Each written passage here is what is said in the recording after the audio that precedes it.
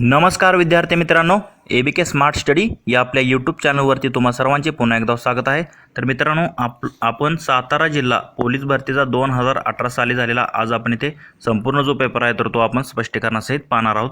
तर या पेपरमध्ये त्याचे जे 100 प्रश्न आहेत तर ते जसे या तसे आपण एकाच व्हिडिओमध्ये या कव्हर करणार आहोत। तर आगामी येणाऱ्या पोलीस भरतीमध्ये तुम्हाला या 100 प्रश्नांचा फायदा होणार आहे, त्यामुळे तुम्ही हा व्हिडिओ स्किप न करता पूर्ण बघा व तुमच्या मित्रांना देखील शेअर करा। चला तर आता वेळ न घालवता आपण आपल्या डायरेक्ट प्रश्नांकडे वळूयात। पाहूया त्याच्या आपल्या सातारा जिल्हा पोलीस भरतीच्या पेपरमधील प्रश्न पहिला। हे पाहू शकता काय दिलेलं आहे, पाचगणी हे शहर बसवण्यात कोणाचे योगदान आहे?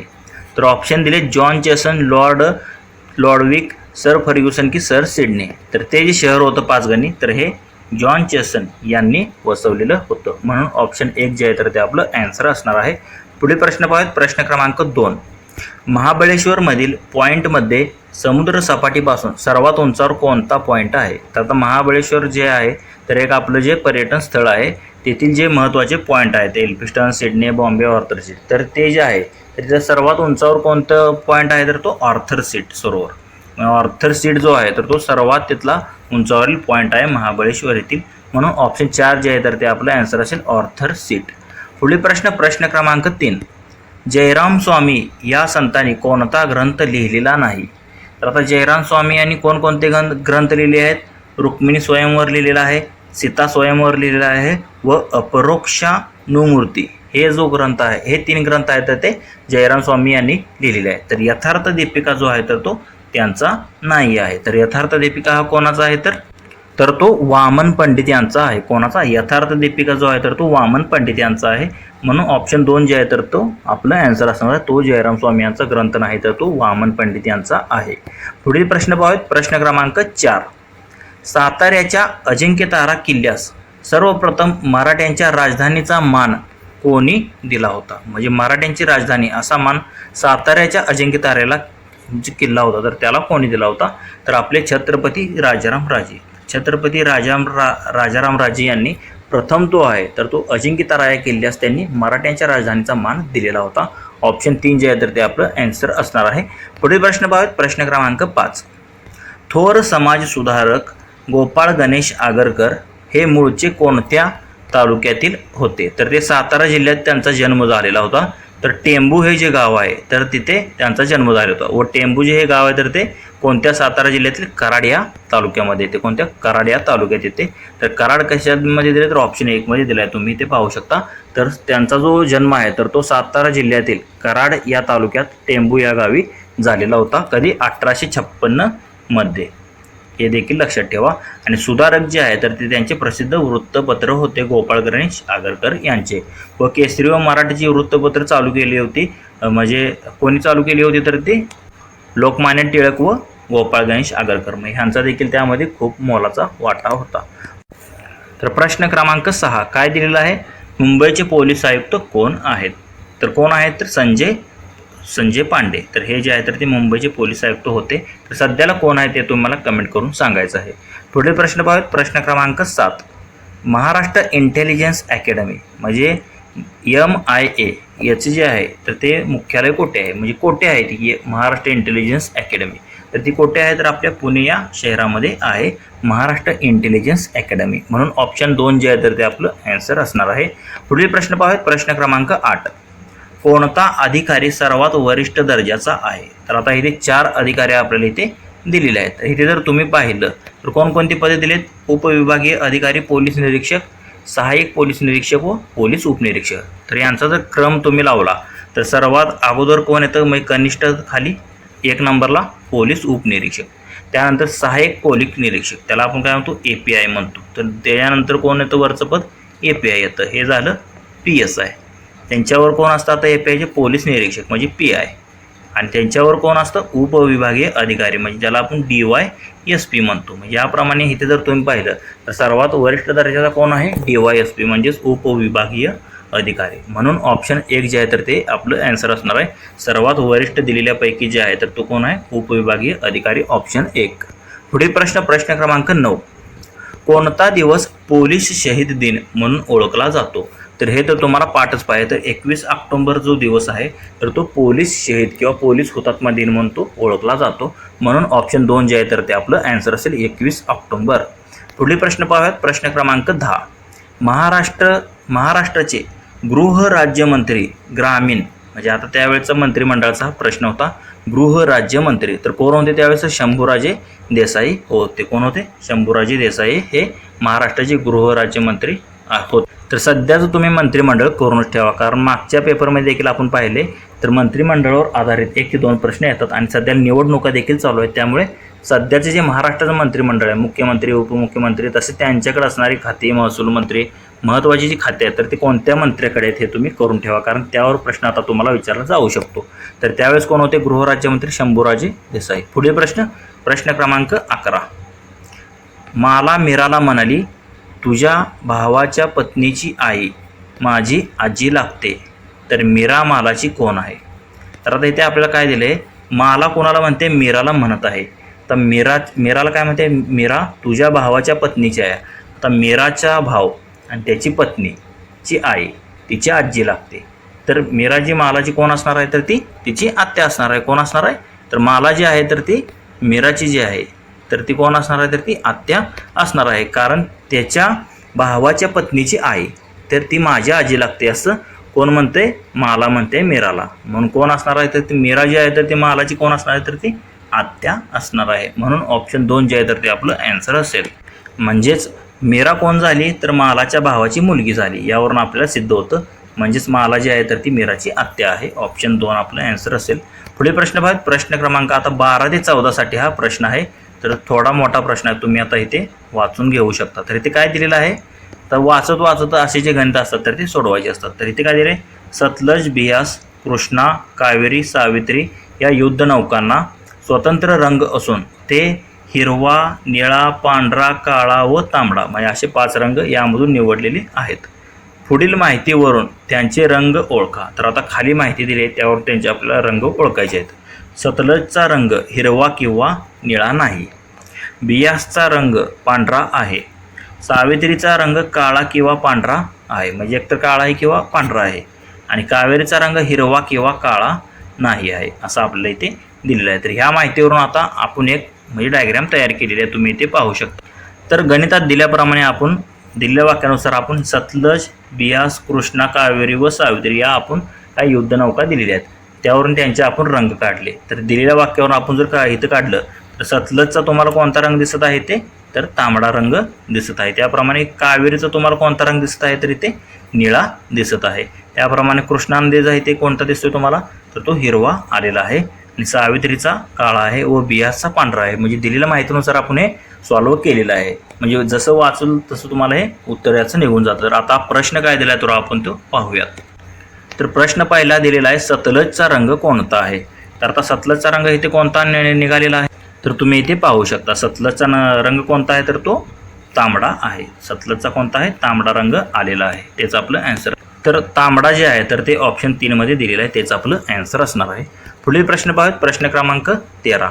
तर कावेरीचा रंग कोणता आहे विचारलेला आहे आपल्याला. तर आता आपण सतलजचा पाहिला तांबडा, तर इथे तुम्ही पाहू शकता. तर कावेरीचा रंग कोणता आहे? तर इथे तर तो निळा दिलेला आहे. कावेरीचा रंग निळा आहे. म्हणजे पाचीचे आपण युद्धनौकेचे रंग काढलेत. कावेरीचा रंग निळा आहे. म्हणजे आपला आन्सर काय असेल? कावेरीचा रंग निळा आहे. तर ऑप्शन 4 मध्ये दिले, तुम्ही इथे पाहू शकता. पुढील प्रश्न पाहूयात. प्रश्न क्रमांक 14. तर आता कृष्णा नदीचा रंग कोणता आहे? तर आता 3 प्रश्नांसाठी हा प्रश्न होता. तर कृष्णा नदीचा आपण इथे रंग पाहूयात. तर इथे तुम्ही पाहू शकता कृष्णा नदीचा कोणता रंग आहे? तर तो हिरवा आहे. ते ऑप्शन 1 मध्ये म्हणजे इथे दिसत आहे आपल्याला. कृष्णा नदीचा हिरवा रंग आहे. तर ते ऑप्शन 1 मध्ये दिलेलं आहे, तुम्ही पाहू शकता. कृष्णा नदीचा रंग कोणता आहे? हिरवा आलेला आहे. म्हणजे एक प्रश्न सोडला तुमचे 3 आन्सर निघून जातात. त्यामुळे हे प्रश्न सोडून देतच जाऊ नका कधी. पुढील प्रश्न पाहूयात. असाच प्रश्न आहे प्रश्न क्रमांक 15 ते 17. तर आता मित्रांनो इथे जो प्रश्न आहे तर तो इथे काय दिलेला आहे? प्रियंका हिचा जन्म शनिवार दिनांक 4 सप्टेंबर 1993 रोजी झाला, तर तिचा 3रा वाढदिवस कोणत्या वारी असेल आणि 1993च्या सप्टेंबरची शेवटची तारीख कोणत्या वारी असेल? तर यावर असे 2 प्रश्न इथे विचारलेत. आणि तिसरा एक प्रश्न आहे, प्रियंकाचा 7वा वाढदिवस कोणत्या वारी येईल? तर हे 3 प्रश्न आपल्याला एकाच प्रश्नावर विचारलेले आहेत. तर प्रश्न काय आहे? प्रियांका हिचा जन्म दिलेला आहे वार शनिवार, दिनांक 4 सप्टेंबर 1993 रोजी झालेला आहे. तर आता आपण पाहूयात तिचा तिसरा वाढदिवस कोणत्या वारी येईल तो. तर आता गणितात दिल्याप्रमाणे तुम्ही इथे पाहू शकता. तर प्रियांकाची जन्मतारीख दिलेली आहे 4 सप्टेंबर 1993 व वार शनिवार दिलेला आहे. तिचा तिसरा वाढदिवस कधी येणार आहे म्हणजे तर आता 4 सप्टेंबर 1993 मध्ये आपण काय करणार 3 ॲड करणार म्हणजे 1996ला. म्हणजे 4 सप्टेंबर 1996ला काय येणार आहे तर तिचा तिसरा वाढदिवस येणार आहे. तर 1996 हे कसं आहे तर ते लीप वर्ष आहे. लीप वर्षाचा जो वार असतो तो 2 दिवसांनी पुढे जात असतो. तर आता 4 सप्टेंबर 1993ला तिचा म्हणजे काय तर जन्म झाला आहे म्हणजे शनिवारी जन्म झाला आहे. तर आता 1993 ते 96 पर्यंत तिसरा वाढदिवस म्हणजे 3 वर्षाचे 3 दिवस आणि हे 96 लीप वर्ष असल्यामुळे काय 1 वर्ष 1 जास्त म्हणजे 3 आणि किती 4 4 दिवस पुढे जो आहे तर तो तिचा तिसरा वाढदिवस जाणार आहे. 4 दिवस पुढे म्हणजे काय शनिवारच्या पुढे 4 दिवस म्हणजे रविवार सोमवार मंगळवार व बुधवार म्हणजे तिचा तिसरा वाढदिवस कधी येणार आहे बुधवार येणार आहे. तर हे आपलं पहिल्या प्रश्नाचं ॲन्सर झालं. दुसरा प्रश्न काय सांगितला आहे त्याने तिचा 7वा वाढदिवस कधी. तर आता तिसरा वाढदिवस आपल्याला माहिती आहे बुधवारी आहे. आता 7वा वाढदिवस कधी असणार आहे तर आता 96 साली जर तिचा तिसरा वाढदिवस असेल तर 97 98 99 व 100 किंवा 2000 म्हणतो आपण. आता इथे 1996 आहे म्हणून 1997 98 99 आणि 2000 म्हणजे 7वा वाढदिवस तिचा 4 सप्टेंबर 2000ला येणार आहे. पण आता 2000 देखील कसं आहे लीप वर्ष आहे म्हणजे आता आपल्याला माहिती आहे तिसरा वाढदिवस बुधवार आहे. तर त्याच्या पुढे आपल्याला किती दिवस जावे लागतील तर हे 4 वर्षाचे 4 दिवस प्लस हे लीप वर्षाचं एक्स्ट्रा 1 दिवस म्हणजे एकूण 5 दिवस जे आहे तर ते आपल्याला त्या तिसऱ्या वाढदिवस जो बुधवार आहे तर त्यापासून 5 दिवस पुढे जायचं आहे. आणि तिसरा वाढदिवस बुधवारी असेल तर बुधवारच्या पुढे 5 दिवस जर तुम्ही गेला तर कोणता वार येतो सोमवार येतो. म्हणजे दुसऱ्या प्रश्नाचे देखील आपल्याला इथे ॲन्सर मिळालेला आहे. म्हणजे तिसरा वाढदिवस तिचा बुधवारी येणार आहे व 7वा वाढदिवस सोमवारी येणार आहे. म्हणजेच या प्रश्न क्रमांक 15चा आपला ॲन्सर काय असणार आहे तर तिचा तिसरा वाढदिवस जो आहे तर तो बुधवारी येईल ऑप्शन 1. आणि पुढे काय दिलेलं आहे आता 1993च्या सप्टेंबरची शेवटची तारीख कोणत्या वारी असेल. तर आता 4 सप्टेंबरची तारीख आपल्याला माहिती आहे किती आहे तर 4 सप्टेंबरला कोणता वार आहे तर तो आपल्याला माहिती आहे. कोणता वार आहे शनिवार आहे. तर आपल्याला काय काढायचं आहे शेवटच्या दिवसाची तारीख. सप्टेंबर 30 दिवसाचा असतो. तर आता 30मधून किती 4 गेले राहिले किती 26 किंवा ह्यामध्ये जर आपण 7-7ने ॲड करत गेलो म्हणजे 7 आणि 4 आणि 7 परत किती 11 तारीख येणार परत 18 येणार परत किती येणार 25 येणार म्हणजे 25 तारखेला सुद्धा कोणता शनिवार असेल. तर आपल्याला 30 सप्टेंबरचा वार काढायचा. तर 30 सप्टेंबरचा वार काय असणार आहे 25च्या पुढे 5 दिवस म्हणजे शनिवारच्या पुढे 5 दिवस रविवार सोमवार मंगळवार बुधवार व गुरुवार. म्हणजे शेवटचा वार कोणता असणार आहे तर त्या 1993 या वर्षीचा कारण सप्टेंबर 4 तारीखला शनिवार होता. तर 30 सप्टेंबरला कोणता वार असेल तर तो गुरुवार असेल ऑप्शन 3 मध्ये दिलेला आहे. पुढील प्रश्न काय आहे तर प्रियंकाचा 7वा वाढदिवस कोणत्यावर येईल. तर याचा ॲन्सर आपण काढलेला आहे. 7वा वाढदिवस तिचा सोमवारी येणार आहे. 2 जे आहे तर ते आपलं ॲन्सर असेल. म्हणजे मित्रांनो एका प्रश्नात आपण 3 प्रश्नांची उत्तरे काढलेली आहेत. पुढील प्रश्न पाहूयात. प्रश्न क्रमांक 18. एका मैदानावर 11 स्पर्धक उपस्थित आहेत. प्रत्येक स्पर्धक राहिलेल्या प्रत्येक खेळाडूची फक्त एकदा हस्तांदोलन करतो तर एकूण किती हस्तांदोलने होतील. तर हा प्रश्न मी तुम्हाला ॲन्सर एक फॉर्म्युला सांगितला n-1 भागिले 2 हा फॉर्म्युला वापरायचा. तर n म्हणजे काय दिलेल्या स्पर्धकांची संख्या म्हणजे 11 म्हणजे 11 म्हणजे किती 10 म्हणजे n-1 म्हणजे 11 भागिले 2 बे के बे 5 10 आणि 11 5 55. 55 जे आहे तर एकूण हस्तांदोलने होतील किंवा संघ देतील तुम्हाला व त्यांच्या एकूण मॅचेस एकमेकांशी किती होतील तर तो देखील प्रश्न याच फॉर्म्युल्याने सोडवायचा. म्हणजे इथे आपल्याला हस्तांदोलनाशी प्रश्न दिलेला आहे. तर एकूण किती हस्तांदोलने होतील तर एकूण 55 होतील. ऑप्शन 4 जे आहे तर ते आपलं ॲन्सर असेल. पुढील प्रश्न पाहूयात. प्रश्न क्रमांक 19. तर इथे काय दिलेलं आहे अक्षर मालिका दिलेली आहे AMCKEIG याप्रमाणे इथे आपल्याला एक अक्षर मालिका दिलेली आहे. तर आपल्याला पुढे प्रश्नचिन्ह जागी काय येईल ते शोधायचं आहे. तर आता थोडं जर व्यवस्थित आपण ऑब्झर्वेशन केलं तर इथे ए नंतर तुम्हाला इथे C दिसत आहे. C नंतर D कट करून E दिसत आहे. 1 3 5 आणि इथे G जे आहे तर ते 7 म्हणजे 1 3 5 7 याप्रमाणे इथे म्हणजे अंतर वाढत गेले म्हणजे Gचा नंबर 7 आहे याप्रमाणे घ्यायचा. इथे जर तुम्ही पाहिले M नंतर K किती नंबरला आहे 13 K किती नंबरला आहे 11 त्यानंतर I किती नंबरला आहे 9 म्हणजे इथे 2 कमी होत गेलेत. 9 मधून 2 गेले किती 7 म्हणजे 7 नंबरचा शब्द आहे तर तो प्रश्नचिन्ह जागी येणार आहे. तर 7 नंबरला काय असतं G असतं. म्हणजे इथे जे आहे तर ते काय येणार आहे प्रश्नचिन्हा जागी सुरुवात जी आहे तर ती जीने होणार आहे. आणि पुढे आपण काय सांगितलं तर 7च्या पुढे 9, 9 काय असणार आहे तर तिथे आय असणार आहे. मग जी आय जे आहे तर त्याचं ॲन्सर असेल. जी आय कशामध्ये दिसते तुम्हाला ऑप्शन 4 मध्ये दिसत आहे, तेच आपलं ॲन्सर असेल जी आय. पुढील प्रश्न पाहूयात, प्रश्न क्रमांक 20. तर हा देखील अक्षर मालिकेवरती आधारित प्रश्न आहे. तर ती मालिका काय दिली आहे ABC, EDC, FGH, JIH व KLM. तर प्रश्नचिन्हा जागी काय ते आपल्याला काढायचं आहे. तर तुम्ही इथे पाहू. तर आता याप्रमाणे आपण इथे लिहून घेऊया. तर ABCD याप्रमाणे आपण 1 ते A to Z पर्यंत असे लिहून घेतले व त्यांना 1 2 3 4 असे 26 पर्यंत नंबर दिलेले आहेत A to Z. तुम्ही इथे पाहू शकता ABCD. तर आता इथे काय दिले आपल्याला ABC, EDC, FGH, JIH, KLM O. आता पुढे काय येईल ते आपल्याला काढायचं आहे. तर पुढे ONM येतं आपले आन्सर. तर ते कसं येतं तुम्ही इथे पाहू शकता. तर आता ABC इथे जर तुम्ही पाहिलं तर इथे 1 आणि 5 मध्ये कितीचा डिफरन्स दिसतोय तुम्हाला 4चा डिफरन्स दिसतोय. इथे 2 आणि 4 मध्ये तुम्हाला 2चा डिफरन्स दिसतोय आणि 3 आणि 3 मध्ये तुम्हाला 0चा डिफरन्स दिसतोय. म्हणजे 4चा डिफरन्स, 2चा डिफरन्स, 0चा डिफरन्स. परत आता ह्या EDC व आणि FGH मध्ये कम्पेअर जर केलं तर इथे 5 आणि 6 यामध्ये तुम्हाला किती 1चा डिफरन्स दिसतोय.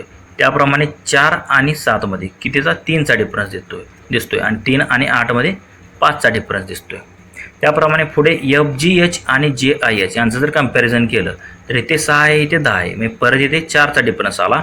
7 आणि इथे 9 आहे, आय 9ला असतं. मग इथे 7 आणि इथे 2चा डिफरन्स आला आणि परत इथे 8 मधून 8 गेले 0 डिफरन्स आला. म्हणजे इथे 4 2 0, परत 1 3 5, परत 4 2 0 असे डिफरन्स आले. आता परत JIH आणि KLM यांचं जर कम्पॅरिझन आपण केलं तर इथे 10 आणि 11 मध्ये किती 1चा डिफरन्स आहे. त्याप्रमाणे 9 आणि 12 मध्ये कितीचा डिफरन्स आहे 3चा डिफरन्स आहे आणि इथे 8 आणि 13 मध्ये 5चा डिफरन्स आहे. म्हणजे परत 1 3 5 हा डिफरन्स आला. मग इथे जर तुम्ही पाहिलं तर पहिल्या आणि दुसऱ्यामध्ये 4 2 0चा डिफरन्स आहे, दुसऱ्या तिसऱ्यामध्ये 1 3 5, परत तिसऱ्या चौथ्यामध्ये 4 2 0, परत चौथ्या पाचव्यामध्ये 1 3 5. मग याप्रमाणे डिफरन्स वाढत चालले आहेत. म्हणजे आता KLM आणि पुढची येणारी संख्या यामध्ये आपल्याला काय पाहिजे तर डिफरन्स 4 2 0चा असायला हवा. म्हणजे इथे आता 1 3 5चा डिफरन्स आलेला आहे KLM म्हणजे JIH व KLM यांमध्ये. पुढे काय यायला पाहिजे 4 2 0चा डिफरन्स यायला पाहिजे. तर आता K मध्ये प्लस जर 4 म्हणजे K किती नंबरला 11, 11 मध्ये 4 ॲड केलं तर काय येतं 15, 15ला काय असतं O असतं. त्याप्रमाणे L 12 नंबरला आहे. तर आता इथे काय तर इथे 2चा डिफरन्स पाहिजे. म्हणजे 12 + 2 केलं तर किती 14, 14 नंबरला N असतं. आणि शेवटी काय M 13 नंबरला, इथे 13 नंबरला शेवटी 0 डिफरन्स आला पाहिजे. म्हणून इथे 13तून 13 गेले 0 राहतात. म्हणून इथे M हे 13 नंबरला येईल. म्हणजे 15 14 13 आणि हे ONM येणार. म्हणजे याप्रमाणे जे आहे तर ते आपलं पुढचं अक्षर काय येणार आहे तर ते ONM येईल. तर तुम्ही आता स्क्रीनशॉट देखील घेऊ शकता. म्हणजे आपला आन्सर काय असेल तर इथे तुम्हाला ऑप्शन 1 मध्ये दिसत आहे. तर प्रश्नचिन्हा जागी ONM येईल. पुढील प्रश्न पाहूयात, प्रश्न क्रमांक 21.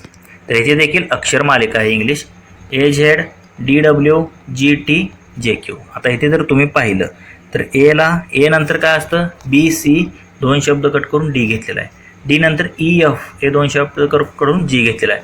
G नंतर HI कट करून J घेतलेला आहे. म्हणजे J नंतर पुढे KL कट करून आपल्याला काय घ्यायला पाहिजे M घ्यायला पाहिजे. म्हणजे सुरुवात M ने होणार आहे. त्याप्रमाणे Z नंतर W घेतलेला आहे. W XY हे 2 शब्द कट करून इथे W घेतलेला आहे. परत W मधून -2 करून T घेतलेला आहे. T मधून -2 करून Q घेतलेला आहे. आणि Q मधून जर -2 केले तर काय येतं N येतं. काय येतं Q मधून म्हणजे 2 जर आपण मागे गेलो तर काय येतं N येतं.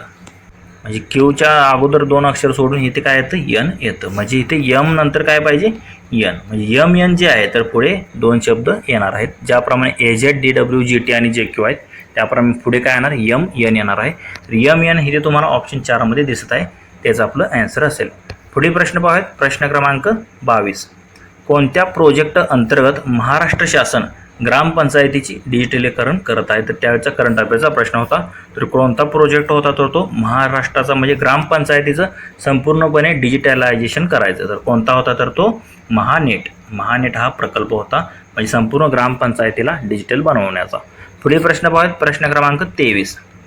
NDDB ने मराठवाडा व विदर्भातील दुग्धोत्पादन वाढीसाठी कोणते डेअरी कंपनीशी करार केलेला आहे. तर NDDBचा आधी आपण लॉंग फॉर्म पाहूयात. तर NDDB म्हणजे त्याला आपण काय म्हणतो नॅशनल डेअरी डेव्हलपमेंट बोर्ड म्हणतो. काय म्हणतो नॅशनल डेअरी डेव्हलपमेंट बोर्ड, त्याला NDDB आपण म्हणतो. तर त्याने जो आहे तर तो कोणत्या कंपनीशी करार केलेला आहे तर तो मदर डेअरी या कंपनीशी करार केलेला आहे, जी की विदर्भातील दुग्धोत्पादन वाढीसाठी त्याचा या कंपनीशी या NDDBने करार केलेला आहे.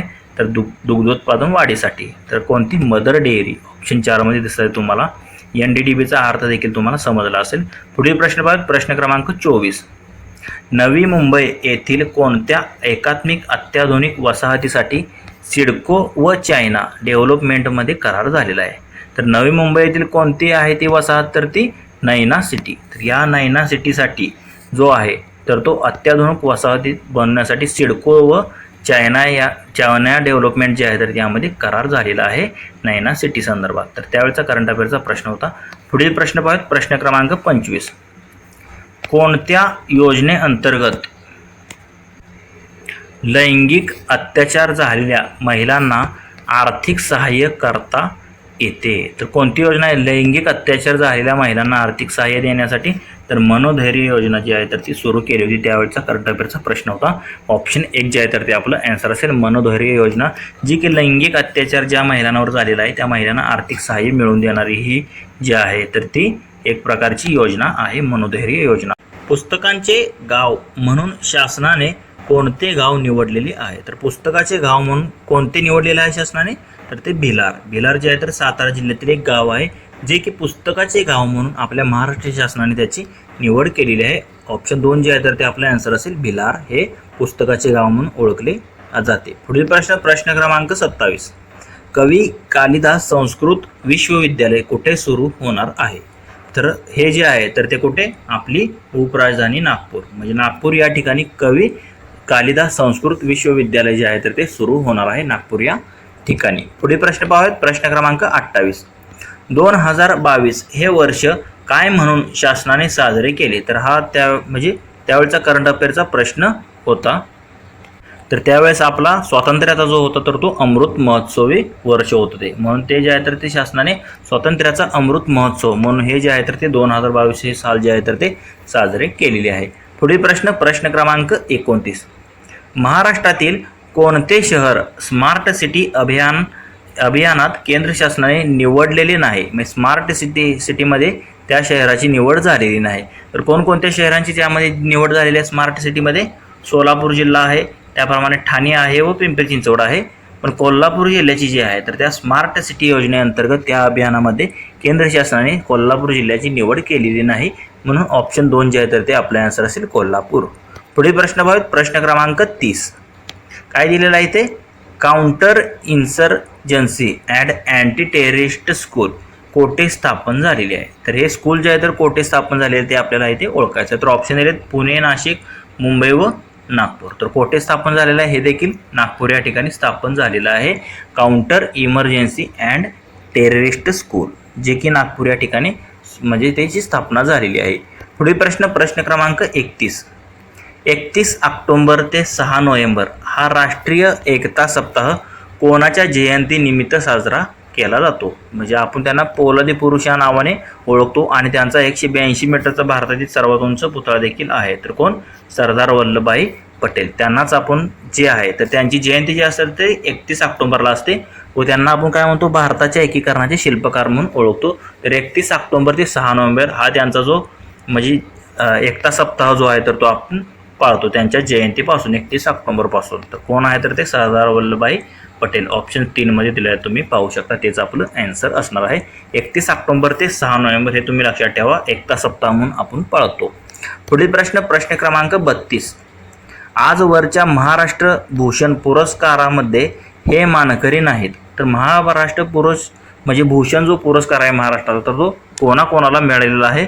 तर तो डॉक्टर राणी बंग, त्याप्रमाणे डॉक्टर विजय भाटकर, त्याप्रमाणे अनिल काकोडकर या तिघांना भेटलेला आहे.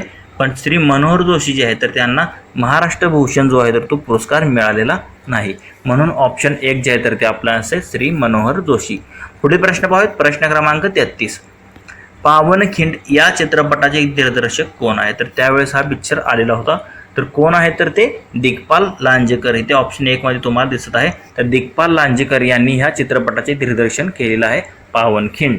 पुढील प्रश्न पाहूयात, प्रश्न क्रमांक 34.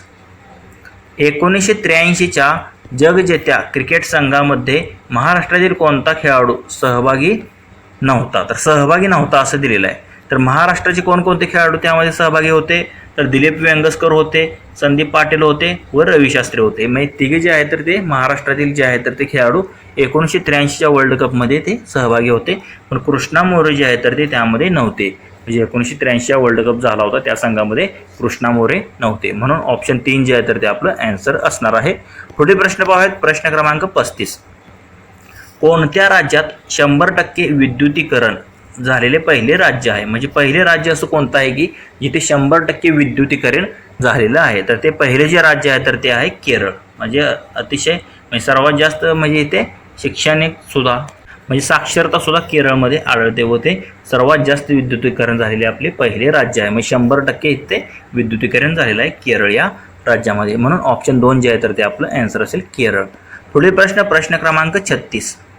एका सांकेतिक भाषेत PLATO प्लॅटो या शब्दाला संकेत 35204 हा आहे. तर 043 हा संकेत जो आहे तर तो कोणत्या शब्दासाठी वापरलेला आहे? तर 043 आपल्याला इथे शोधायचं. तर आता इथे तुम्ही जर पाहिलं तर Pला 3 दिलेला आहे, पण जशाच तसे हे दिलेले आहेत. Lला 5, त्याप्रमाणे A साठी 2 दिलेला आहे, T साठी 0 आणि O साठी 4. तर आपल्याला 043 कशासाठी दिले? तर 0 कशासाठी दिसतोय तुम्हाला इथे? T साठी दिसत आहे. त्यानंतर 4 कशासाठी दिसतोय? तर इथे शेवटी O आहे आणि 3 जो आहे तर तो कशासाठी दिसतोय? तर इथे P साठी दिसत आहे. मी टॉप हा शब्द जो आहे तर यातून आपल्याला मिळतो. म्हणजे 043 जर इथे तुम्ही संकेत हा पाहिला तर तो कशासाठी दिलेला आहे? तर ते TOP. तर TOP इथे तुम्हाला कशामध्ये दिसतंय? तर ऑप्शन 2 मध्ये दिसत आहे TOP. तेच आपलं आन्सर असणार आहे. तसंच मित्रांनो तुम्हाला जर याची PDF फ्रीमध्ये हवी असेल तर आपलं टेलिग्राम चॅनलसुद्धा आहे. त्याची लिंक तुम्हाला डिस्क्रिप्शनमध्ये भेटून जाईल. तिथे तुम्ही टेलिग्राम चॅनल जॉईन करून याची PDF देखील मिळवू शकता. पुढील प्रश्न पाहूयात. प्रश्न क्रमांक 37. तर इथे काय दिलेलं आहे?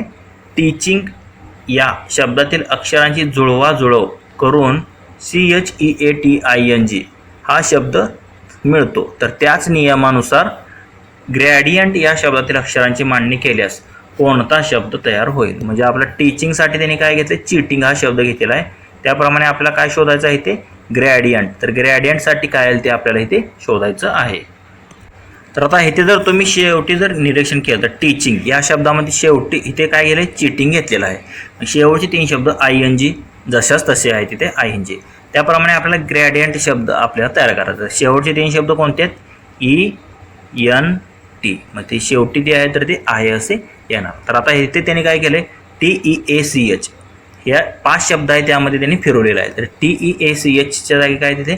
CHEAT. म्हणजे C किती नंबरला आहे? 4, H 5 नंबरला आहे. तर ह्या दोघांना 1 नंबरला आणि 2 नंबरला घेतलेला आहे. इथे इथे 4 आणि 5 नंबरला कोणते? DI हे आहेत. म्हणजे सुरुवातीला काय येणार? तर D आणि I येणार. म्हणजे इथे जसे CH आहे तसे इथे DI 4था आणि 5वा. त्यानंतर EAT घेतलेला आहे. म्हणजे E किती नंबरला आहे? 2 नंबरला आणि A 3 नंबरला आहे. म्हणजे 2 नंबरला इथे R आहे, 3 नंबरला A आहे. म्हणजे DIRA हे झालं. आणि आता राहिला शब्द कोणता? तर इथे नंतर कोणता आहे? इथे T घेतलेला आहे. CHEAT. म्हणजे 1 नंबरचा जो आहे तर तो 5 नंबरला गेलेला आहे. G जो आहे तर तो इथे A नंतर येणार आहे. म्हणजे DIRAGENT जे आहे तर ते टीचिंगसाठी जसं इथे घेतलेलं आहे काय? तर चीटिंग. तर त्याप्रमाणे ग्रॅडियंटसाठी काय येणार? तर DIRAGENT. तर ते ऑप्शन 1 मध्ये तुम्हाला दिसत आहे. तेच आपलं आन्सर असणार आहे. पुढील प्रश्न पाहूयात. प्रश्न क्रमांक 38. कोणता प्रकार निबंधाचा प्रकार नाही? तर नाही असं विचारलेलं आपल्याला. तर कोणकोणत्या प्रकारचे निबंध असतात? तर वर्णनात्मक निबंध असतो, त्याप्रमाणे कल्पनात्मक निबंध असतो. म्हणजे कल्पना करून आपण त्यावर निबंध बनवू शकतो. त्याप्रमाणे एखाद्याच्या चरित्र्यावर आधारित देखील चारित्र्यात्मक निबंध असतो. पण रसात्मक हा कोणताही निबंधाचा प्रकार नाही आहे. म्हणून तेच जो आहे तर ते आपलं आन्सर असेल निबंधाचा प्रकार नाही, रसात्मक. पुढील प्रश्न क्रमांक 39. एखाद्या उतार्याच्या लांबीच्या किती प्रमाणात भाग आपल्या भाषेत सलगरित्याने सारांश म्हणजे लेखनामध्ये लिहावा लागतो? म्हणजे एखादा उतारा तुम्ही वाचला तर त्याचा लांबीचा म्हणजे किती प्रमाणाचा जो भाग आहे तर त्याचा सारांश आपण किती म्हणजे प्रमाणात मध्ये लिहितो? तर किती प्रमाणात लिहितो आपण तो?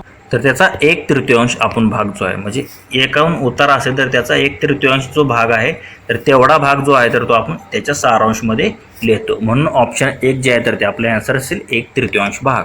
पुढील प्रश्न पाहूयात. प्रश्न क्रमांक 40. कोणता तुलनात्मक शब्दयोगी अव्ययाचा प्रकार नाही? तर प्रकार नाही असं म्हटलेलं आहे आपल्याला. तर तुलनात्मक म्हणजे शब्दयोगी अव्ययाचे कोणकोणते प्रकार आहेत? तर पेक्षा येतो, त्याप्रमाणे तर येतो, परीस येतो. तर हे 3 जे आहेत तर ते म्हणजे तुलनात्मक आपण करण्यासाठी वापरू, तुलना करण्यासाठी पेक्षा, तर, तम, परीस. पण विना जो आहे तर तो आपण तुलना करण्यासाठी वापरत नाही, म्हणून तो तुलनात्मक शब्दयोगी अव्ययाचा प्रकार नाही विना. म्हणून ऑप्शन 4 जे आहे तर ते आपला आन्सर असेल विना. पुढील प्रश्न पाहूयात. प्रश्न क्रमांक 41. वर्णाचा चुकीचा क्रम, अयोग्य शब्द ओळखायचा आहे. आता वर्णांचा चुकीचा क्रम दिलेला आहे आणि त्यातला अयोग्य शब्द ओळखायचा आहे. तर इथे जर तुम्ही पाहिलं तर इथे तत्पर. आता तत्पर हा शब्द आपण कसा लिहितो? तर या प्रकारे आपण तत्पर हा शब्द लिहितो. पण इथे काय दिलेलं आहे? तला इथे प जोडलेला आहे. तर इथे प ला त जोडायला हवं होतं, म्हणून हे जे आहे तर ते 1 नंबरचं त्याचा आपला आन्सर असणार आहे. तप्तर लिहिलेलं आहे तिथे, तर तत्पर पाहिजे म्हणून हे योग्य असतं तिथे. चमत्कार योग्य दिलेला आहे, शब्द योग्य दिलेला आहे, शुद्ध योग्य लिहिलेला आहे. पण तत्पर जो आहे तर तिथे तप्तर या अर्थाने लिहिलेला आहे, म्हणून 1 जे आहे तर ते चुकीचा क्रम असेल वर्णाचा. ऑप्शन 1 जे आहे तर ते आपलं आन्सर असणार आहे. पुढील प्रश्न पाहूयात. प्रश्न क्रमांक 42. काय दिलेलं आहे यामध्ये? श्री धनंजय मुंडे यांच्याकडे कोणत्या खात्याचा कार्यभार आहे? तर सध्याला जर तुम्ही पाहिलं म्हणजे त्यावेळेसचा म्हणजे मंत्रिमंडळ वेगळं होतं, तर ते त्यावेळेस त्यांच्याकडे कोणतं सामाजिक न्याय हे खातं होतं. कोणतं? सामाजिक न्याय हे जे आहे तर ते धनंजय मुंडे यांच्याकडे खात्याचा भार होता. पण सध्या जर तुम्ही आता जर पाहिलं एकनाथ शिंदे सरकार यामध्ये, तर धनंजय मुंडे यांच्याकडे कृषी मंत्री आहेत सध्या ते महाराष्ट्राचे. कोणतं? धनंजय मुंडे. त्यांच्याकडे कृषी सध्याला भार आहे. त्यावेळेस जो होता तर तो सामाजिक न्यायमंत्री होते, तर सध्याला कृषी मंत्री आहेत. पुढील प्रश्न पाहूयात. प्रश्न क्रमांक 43. प्रतापगड हा किल्ला कोणत्या डोंगरावर बांधण्यात आलेला आहे? म्हणजे त्या डोंगराचं नाव आपल्याला इथे ओळखायचं आहे. तर कोणता डोंगर होता? तर तो भोरप्या नावाचा डोंगर आहे. म्हणजे सातारा जिल्ह्यातील प्रतापगड जो किल्ला आहे तर तो भोरप्या या डोंगरावर बांधण्यात आलेला आहे. तर भोरप्या इथे तुम्हाला ऑप्शन 2 मध्ये दिसत आहेत. बाकी जे आहेत कमळगड, चंदनवंदन आणि रायरी, तर हे वेगळ्या डोंगरावर, म्हणजे हे प्रतापगड किल्ला तिथे नाही, पण प्रतापगड जो आहे तर तो भोरप्या डोंगरावर आहे. ऑप्शन 2 जे आहे तर ते आपलं योग्य आन्सर असेल. पुढील प्रश्न पाहूयात. प्रश्न क्रमांक 44. नाटककार वसंत कानेटकर यांच्या कोणत्या नाटकाला संगीत नाटक अकादमीचा पुरस्कार मिळालेला आहे? मग संगीत अकादमीचा, नाटक अकादमीचा पुरस्कार त्यांच्या नाटकाला मिळालेला आहे, नाटककार वसंत कानेटकर यांच्या. तर मिळालेला आहे असं विचारलं तर मत्स्यगंधाला नाही मिळालेला, अखेरच्या सवाला नाही व गगनभेदीला देखील मिळालेला नाही. तर रायगडाला जेव्हा जाग येते हे जे आहे तर त्यांच्या या नाटकाला जो आहे तर तो संगीत नाटक अकादमीचा पुरस्कार मिळालेला आहे. कोण आहेत नाटककार? वसंत कानेटकर. रायगडाला जेव्हा जाग येते हा त्यांचा नाटक आहे. ऑप्शन 2 जे आहे तर ते आपलं आन्सर असेल. पुढील प्रश्न पाहूयात. प्रश्न क्रमांक 45. गाव व संत यापैकी अयोग्य जोडी ओळखा. तर आता आपल्याला चुकीची जोडी ओळखायची आहे, गाव, दिलेले गाव आणि संत. तर आता इथे जर तुम्ही पाहिलं तर वडगावचे जयराम स्वामी, तर ही जोडी योग्य आहे. त्याप्रमाणे मायनीचे यशवंत बाबा ही देखील जोडी योग्य आहे. दहावडशी तर महेंद्र स्वामी हे देखील योग्य जोड्या आहे. म्हणजे 3 ज्या जोड्या आहेत तर 1, 2, 3 तर त्या योग्य आहेत. पण ऑप्शन 4 मध्ये तुम्ही जर पाहिलं तर वाई गोपालनाथ, तर ही जी आहे तर ती चुकीची जोडी आहे. म्हणून ऑप्शन डी जे आहे तर ते म्हणजे 4 जे आहे तर ते आपलं आन्सर असेल वाई गोपालनाथ चुकीची किंवा अयोग्य जोडी असेल गाव व संत या बाबतीत. पुढील प्रश्न पाहूयात. प्रश्न क्रमांक 46. कोणता केवळ प्रयोगी प्रशंसादर्शक अव्ययाचा प्रकार नाही? तर प्रशंसादर्शक अव्ययाचा प्रकार नाही असं आपल्याला विचारलेलं आहे. तर शाबास हा प्रशंसादर्शक अव्यय आहे. हा जो आहे तर तो प्रशंसादर्शक नाही आहे. तर ऑप्शन 3 मध्ये दिला फक्कड. फक्कड देखील प्रशंसादर्शक आहे. आणि वाहवा, शाबास आणि फक्कड हे जे आहे तर ते प्रशंसादर्शक अव्ययाचे प्रकार आहेत. पण हा जो आहे तर तो हर्षदर्शक अव्ययाचा प्रकार आहे. हर्षदर्शक म्हणजे ऑप्शन 2 जे आहे तर ते आपलं आन्सर असेल. हा जो आहे तर तो प्रशंसादर्शक अव्ययाचा प्रकार नाही आहे. पुढील प्रश्न पाहूयात. प्रश्न क्रमांक 47. काय दिलेला आहे ते? जाणून घेण्याची इच्छा असणारा, यासाठी समूहदर्शक शब्द आपल्याला शोधायचा आहे. तर समूहदर्शक शब्द, ध्वनीदर्शक शब्द, त्याप्रमाणे प्राण्यांची म्हणजे त्यांचे आवाज, त्यांचे पिल्ले यांच्या काय म्हणतात हे तुम्ही पाठच करून ठेवा. त्याप्रमाणे समानार्थी, विरुद्धार्थी या प्रत्येक टॉपिकवरती एक एक प्रश्न विचारले जातात. तर काय दिलेलं आहे ते सामासिक शब्द जाणून घेण्याची इच्छा असणारा म्हणजे हा समूहदर्शक शब्द दिलेला आहे. तर त्याला आपण काय म्हणतो? जिज्ञासा. जिज्ञासा म्हणजे काय? जाणून घेण्याची ज्याची इच्छा असते त्याला आपण जिज्ञासू म्हणतो. जिवलग म्हणजे आपल्या लहानपणापासूनचा म्हणजे जिवलग मित्र म्हणतो आपण. मनकवडा म्हणजे मनातले ओळखणारा. हृदयस्पर्शी म्हणजे हृदयाला स्पर्श करणारे म्हणतो आपण. पण जिज्ञासू म्हणजे काय? जाणून घेण्याची इच्छा असणारा. ऑप्शन 3 जे आहे तर ते आपलं योग्य आन्सर असेल. पुढील प्रश्न क्रमांक 48 काय दिलेला आहे ते? पेशवे काळात मामलेदाराच्या कचेरीत कोण अधिकारी असे? तर मामलेदाराच्या कचेरीत कोणता अधिकारी होता? तर त्याला आपण मुजुमदार असे म्हणतो. कोण? मुजुमदार. दिवाण, फडणीस, चिटणीस तर हे नव्हते. तर इथे काय दिले आपल्या? मामलेदाराच्या कचेरीत विचारले. तर मामलेदाराच्या कचेरीत मुजुमदार असायचा होता म्हणजे पूर्वीच्या काळात, पेशवे काळात मामलेदाराच्या कचेरीत कोण असायचं? तर मुजुमदार. ऑप्शन 4. पुढील प्रश्न क्रमांक 49 कोणाला स्थानिक स्वराज्य संस्थाचा जनक म्हणता येईल? तर कोणाला म्हणतो आपण? तर लॉर्ड रिपन यांना. तर हे जे आहे तर ते 1880 ते कितीपर्यंत आपले म्हणजे त्यांनी गव्हर्नर म्हणून काम पाहिलेले आहे बंगालचे? तर 1880 ते 84 दरम्यान त्यांनी काम पाहिलेले आहे. आणि स्थानिक स्वराज्य संस्थांना म्हणजे त्यांच्या काळात म्हणजे तयार झाले होते त्या स्थानिक स्वराज्य संस्था म्हणून त्यांना त्याचा उद्गाता म्हटलं जातं. आणि लॉर्ड माउंटबॅटन जे आहे तर आपल्या फाळणी जी होती भारत पाकिस्तान तर ते फाळणी जे म्हणजे त्यांच्या काळात झाली होती म्हणजे 1947 साली ते गव्हर्नर होते. आणि लॉर्ड ऑकलंड जे आहेत तर त्यांचा कार्यकाळ किती होता ते तुम्ही मला कमेंट करून सांगायचं. लॉर्ड ऑकलंड यांचा कार्यकाळ. पुढील प्रश्न पाहूयात. प्रश्न क्रमांक 50 कोणाच्या 125व्या स्मृती वर्षानिमित्त शासनाने नवीन जीवनदायी आरोग्य योजना सुरू केली आहे? नवीन जीवनदायी योजना. तर 125वे स्मृती वर्ष कोणाचं होतं? तर महात्मा ज्योतिबा फुले यांचं होतं. कोणाचं? महात्मा ज्योतिबा फुले यांचं स्मृती दिन जो आहे तर तो 125वा होता. तर त्यानिमित्ताने शासनाने जे आहे तर ते नवीन जीवनदायी आरोग्य योजना सुरू केलेली आहे. ऑप्शन 3 जे आहे तर ते आपला आन्सर असेल महात्मा ज्योतिबा फुले यांच्या 125व्या स्मृती वर्षा. 51 कोणत्या वर्षी सातारा जिल्ह्याचे दक्षिण सातारा व उत्तर सातारा जिल्हा असे 2 भाग पाडण्यात आले होते? तर दक्षिण सातारा व उत्तर सातारा असे 2 भाग जे होते तर ते कधी 1949 साली पाडण्यात आले होते. दक्षिण सातारा व उत्तर सातारा असे 2 भाग. ऑप्शन 3 मध्ये दिले तेच आपलं आन्सर असणार आहे. पुढील प्रश्न पाहूयात. प्रश्न क्रमांक 52 कोणता किल्ला सह्याद्री व त्याच्या शाखारांगीत येत नाही? तर कोणकोणते किल्ले जे आहेत तर ते सह्याद्रीच्या शाखारांगीत येतात?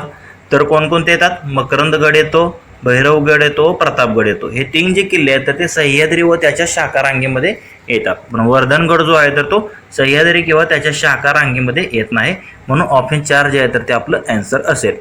पुढील प्रश्न पाहूयात. प्रश्न क्रमांक 53 पाचगणी हे शहर समुद्र सपाटीपासून किती उंचीवर आहे? तर आता पाचगणी शहराची आपल्याला उंची विचारलेली आहे समुद्र सपाटीपासूनची. तर ते एकूण किती उंच आहे तर ते 1334 मीटर. हे जे आहे तर ते पाचगणी जे आहे तर ते म्हणजे उंचीवर आहे. त्याप्रमाणे महाबळेश्वर जर विचारलं तुम्हाला ते देखील सातारा जिल्ह्यात येतं तर ते जे आहे तर ते 1438 मीटरवर उंचीवर आहे. तर हे देखील तुम्ही लक्षात ठेवा. तर आपल्याला विचारलेलं आहे पाचगणी. तर पाचगणी जे आहे तर ते 1334. तर 1334 इथे तुम्हाला ऑप्शन 1 मध्ये दिलेलं आहे तेच आपलं आन्सर असणार आहे. पुढील प्रश्न क्रमांक 54 कोणत्या वर्षी राजा शाहूने राज्याभिषेक करून सातारा ही राजधानी निश्चित केली होती? सातारा राजधानी जी आहे तर ती निश्चित कोणत्या साली केली होती? छत्रपती शाहू महाराजांनी. तर कधी? 1708 मध्ये. काय केले होते त्यांनी? तर 1708 मध्ये शाहू महाराजांनी राज्याभिषेक करून स्वतः सातारा ही राजधानी निश्चित केली होती 1708 मध्ये. ऑप्शन 1 जे आहे तर ते आपलं आन्सर असणार आहे. पुढील प्रश्न पाहूयात. प्रश्न क्रमांक 55 कोणता विभाग गृह विभागाच्या नियंत्रणाखाली येत नाही? तर त्या नियंत्रणाखाली येत नाही असं आपल्याला विचारलेलं आहे. तर कोणकोणते भाग जे आहेत तर त्याच्या नियंत्रणाखाली येतात? तर गृहरक्षक दिले येतो, पोलीस परिवहन म्हणजे परिवहन आणि पोलीस हे जे विभाग आहेत तर ते देखील गृह विभागाच्या नियंत्रणाखाली येतात. त्याप्रमाणे तुरुंग देखील गृह विभागाच्या नियंत्रणाखाली असते. पण कामगार सुरक्षा जे आहे तर ते गृह विभागाच्या नियंत्रणाखाली येत नाही. तर कामगार सुरक्षा जो विषय आहे तर तो कोणत्या विभागा म्हणजे किंवा मंत्रालया अंतर्गत येतो ते तुम्हाला कमेंट करून सांगायचं आहे. कामगार सुरक्षा. पुढील प्रश्न पाहूयात. प्रश्न क्रमांक 56 गालवेरच्या शिंदे घराण्याचे सातारा जिल्ह्यातील मूळ गाव कोणते होते? तर गालवेरचे जे शिंदे होते तर त्यांचं जे सातारा जिल्ह्यातील मूळ गाव होते तर कोणते होते? तर ते कनेरखेड. कनेरखेड जे आहे तर ते गालवेरचे जे शिंदे घराणे होते तर त्यांचं ते मूळ गाव होते सातारा जिल्ह्यातील कनेरखेड. पुढील प्रश्न पाहूयात. प्रश्न क्रमांक 97. तर आता ज्या जिल्ह्याचा पेपर आहे तर त्यावेळेस जिल्ह्याशी संबंधित विचारलं जात होतं. तर सध्याला तुम्हाला अख्ख्या महाराष्ट्राचा आपला अभ्यास पाहिजे कारण त्या संबंधित आता प्रश्न विचारले जातात. तर आता इथे काय दिलेलं आहे? प्रश्न क्रमांक 57 मध्ये कोणत्या ठिकाणी लेणी सापडत नाहीत? तर आता कोणकोणत्या ठिकाणी सापडत आहेत हे आधी आपल्याला माहीत असलं पाहिजे. तर कोणकोणत्या ठिकाणी लेणी सापडतात?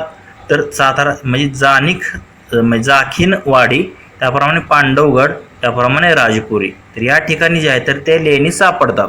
पण कुरोली जी आहे तर त्या कुरोली या ठिकाणी लेणी सापडत नाहीत. म्हणून ऑप्शन 4 जे आहे तर ते आपलं आन्सर असेल कुरोली. पुढील प्रश्न पाहूयात. प्रश्न क्रमांक 58. वाही शहराच्या जडणघडणीवर कोणत्या सरदार घराण्याचा प्रभाव आहे? म्हणजे वाही शहराशी संबंधित हा प्रश्न आहे. तर कोणत्या घराण्याचा त्यानुसार कोणतं जे घराणं आहे सरदार तर त्याचा प्रभाव आहे वाही शहराच्या जडणघडणीवर. तर रास्ते हे जे आहे तर हे सरदार घराणे होतं तर त्यांचा वाई शहराच्या जडणघडणीवर म्हणजे प्रभाव आहे. ऑप्शन 1 जे आहे तर ते आपला आन्सर असेल रास्ते घराणे. पुढील प्रश्न क्रमांक 59. खाशाबा जाधव यांना कोणत्या ऑलिम्पिकमध्ये पहिले ब्रॉन्झ मिळाले होते? तर पहिले जे ब्रॉन्झ मिळाले होते खाशाबा जाधव यांना तर 1952 मध्ये त्यांना मिळालेलं. कधी? 1952 मिळाला. कुठे? हेलसिंकी म्हणजे फिनलँडची राजधानी हेलसिंकी या ठिकाणी ऑलिम्पिक झाले होते 1952. तर त्यामध्ये खाशाबा जाधव यांना म्हणजे उन्हाळी ऑलिम्पिक होतं तर ते समर ऑलिम्पिक म्हणून ओळखलं जात होतं.